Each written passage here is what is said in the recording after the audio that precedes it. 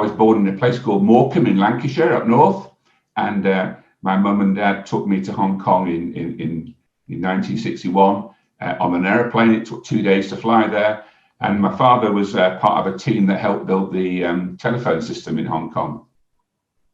And so all my early childhood was there. But my parents came back to England in 1969, 1970, basically for my education. And my brother, they'd done their stint out in Hong Kong. And I grew up in South Manchester in a little village called Hanforth. And my mother sent me to Sunday school. Uh-huh. She sent me to Sunday school because I didn't know England. I didn't know English people. I'd been brought up abroad. I'd all those years in Hong Kong and a bit of time in South Africa. And so to kind of get to know England, she sent me to Sunday school. A great tactic that was, because as a 12-year-old boy in a little church called St. Chad's in Hanforth, through the wonderful work of Sunday school teachers, in those days I was called as a Pathfinder group, I found my faith. It was actually a Sunday school teacher that took me to Liverpool one day to see the OM ship, the Logos, that was docked in Liverpool docks. And I remember standing up at the meeting there and committing my life to the Lord. Amazing. But the really interesting thing, Carl, was, although that was a significant time, the more significant time was when I was about 15. And I suppose these days, technically, we'd use the word mentored, but I didn't understand it as that at the time. But an elderly gentleman in the church called Claude Sefton looked after me. And I used to go around to his house. He was sort of housebound. He had a disabled wife called Isabel. And so he was a full-time carer and couldn't really leave his wife very much. So I used to go around to his house and sit in his study. And he was fairly elderly then, although I must confess I was only 15, so probably most people seemed quite elderly to me at the time. But he had a silver Spitfire on his desk. Oh, wow. And he used to inspire me as a 15-year-old boy, because he'd been a Spitfire pilot in the war at RAF Winslow. And he used to regale stories about that.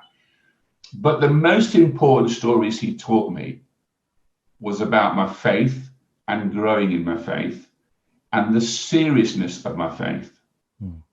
And it was Claude that helped me understand my own personal calling. We're talking about the 1970s in the north of England, rising poverty, unemployment, coal mines closing, steelworks closing. And he really helped me hone my thinking about my calling to help the marginalized and the poor.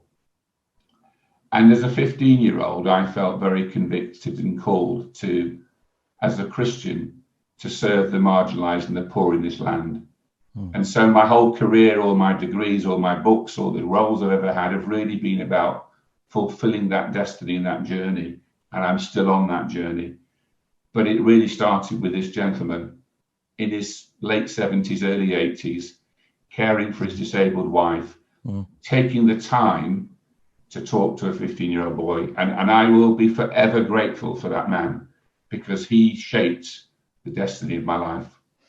It's incredible, isn't it, when we think about, the influences and the shaping of individuals, even though they may not necessarily have been intentional about that. They were just caring and concerned for the person they were dealing with at the time.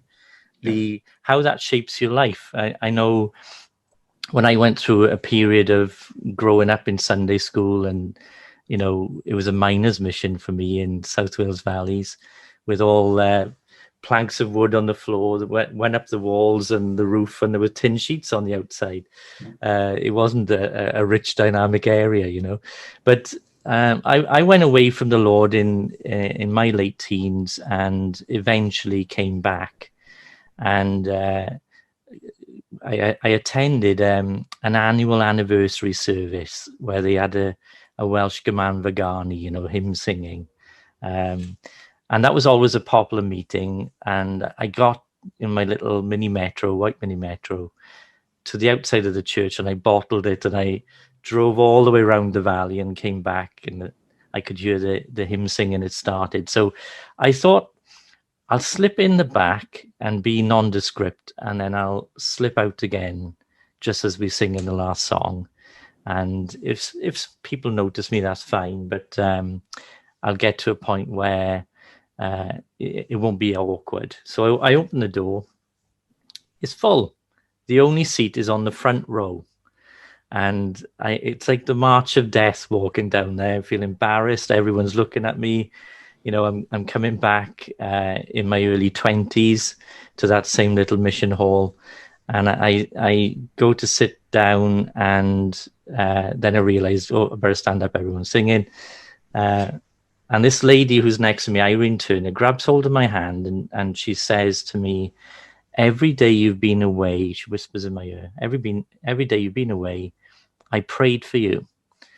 And that hit me like a train. If there was one moment where I said to the Lord, okay, this is it now. My life is yours now. It was that moment, because